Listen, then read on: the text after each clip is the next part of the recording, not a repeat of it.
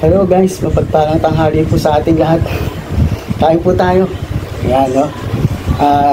Ngayon po ay, ito po ang kakainin ko.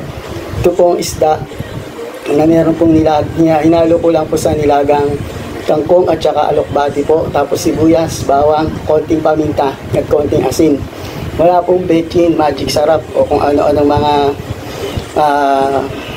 mga bawal kasi po, mataas po ang uric acid ko. Kaya sa may mga uric acid, the best po to, no? Basta wala pong bechin, walang magic sarap, o kung ano ng mga pwedeng ihalo, bawal po yun, no? At saka masustansya po ang alokbati at saka po kangkong. Ayan, ito po prito, tapos ito po isang tirasong saging. Ayan. So sige, bago tayo kumain, manalangin muna tayo. Father God, maraming po salamat sa biyayang ito. Bless niyo po ang pagkain na to na magbibigay kalakasan, kalusugan sa aking pangangatawan, at maging Lord yung mga taga-subaybay, Panginoon. Bless niyo rin po sila sa kanilang pagkain. Maraming pong salamat sa pangalan ng Panginoong Jesus. Amen. Ano guys, bagong dito yan guys, mausok. Ayan, mausok pa. Ayan, diba? Mainit pa po siya. So talagang ito gulay. Medyo malayo lang sa camera. Ayan po. Tapos may isda po siyang kasama. May ilaga ko rin. Sarap po niya guys. Kahit walang bechin, walang magic sarap. Sa may mga uric acid, maganda po ito. The best. At kahit ano pong mga sakit nyo sa mga high blood, sa may mga diabetes, ayan, huwag na kayong maglalagay ng bechin. Kasi talagang nakakasira po yan sa ating immune system. Yan ang sisirain ang ating kidney. So yan po. Wow. Yan po.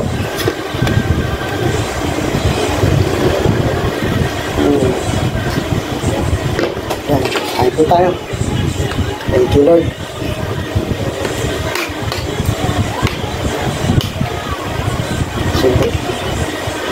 Subo para sa inyo guys. Ito kap.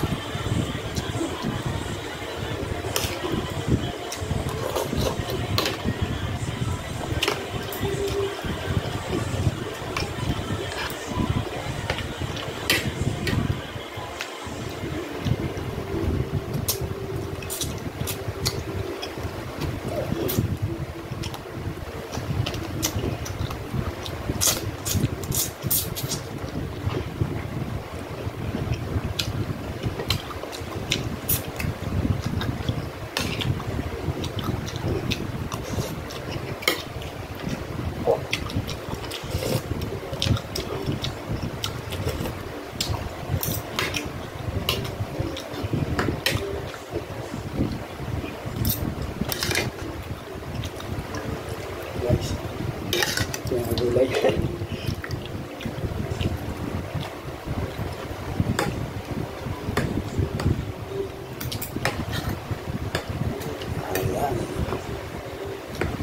Ulit lang.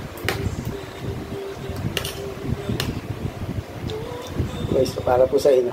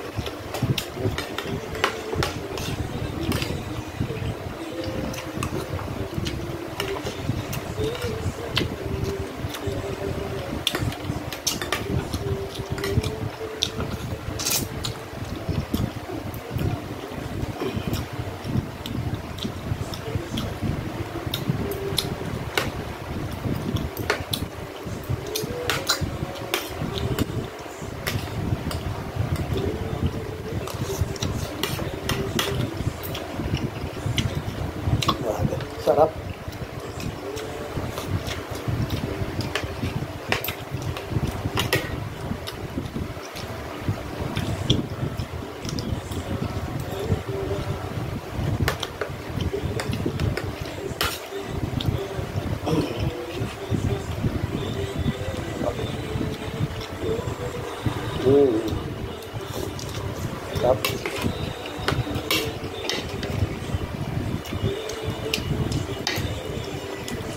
Ito, sarap.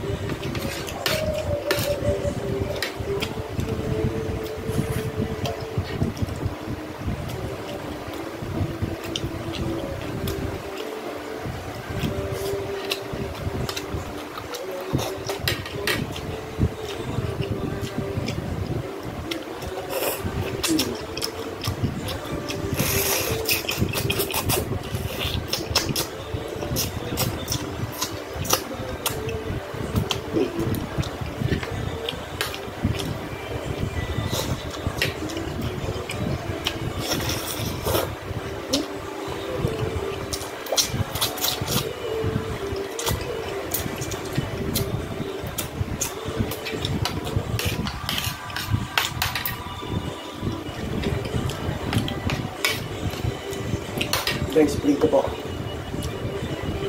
Wow! Diba? Ako guys, the best po.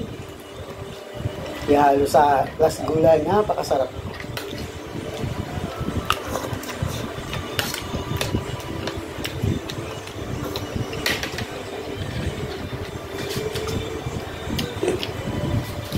Yan po guys,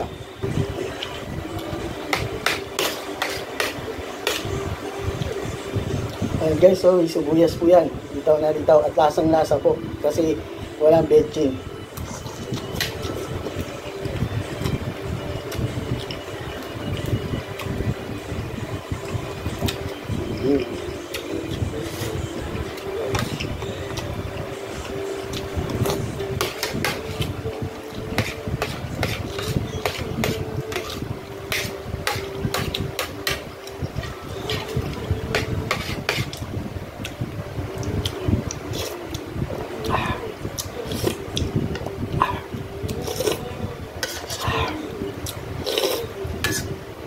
Sarap po ng sabaw.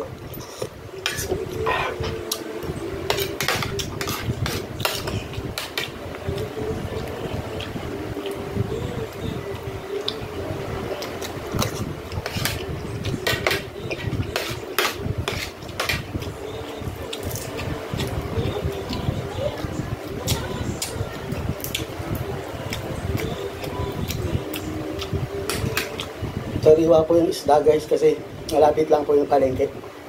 Likod lang ng bahay. Kaya yung mga nabibili ko pong puro sariwa po yan.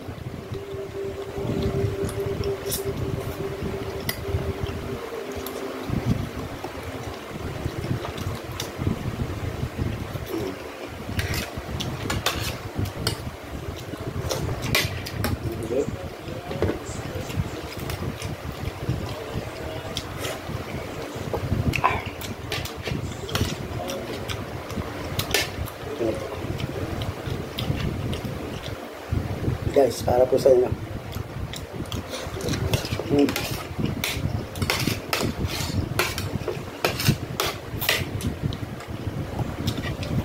Sarap.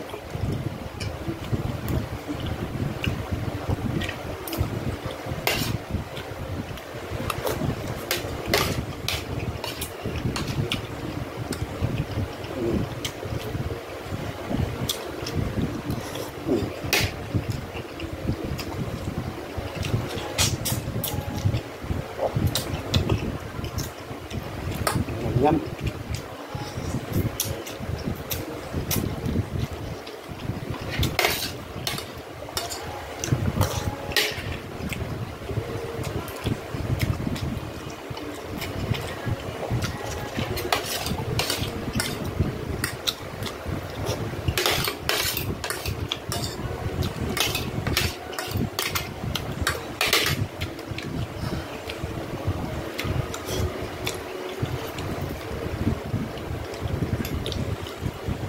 Yes, masarap po.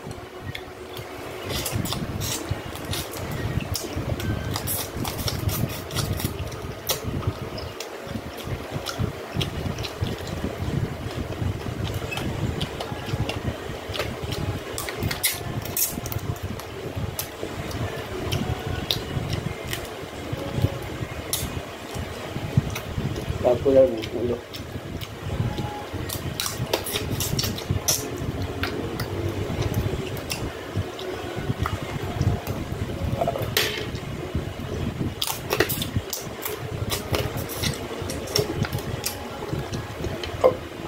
So guys, sarap nito.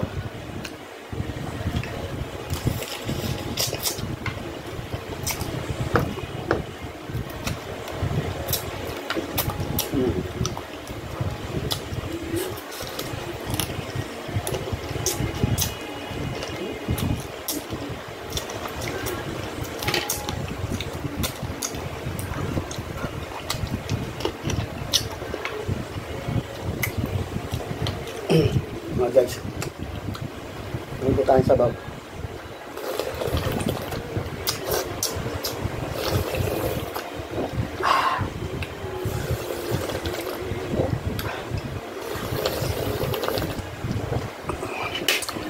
Sarap. Nasa.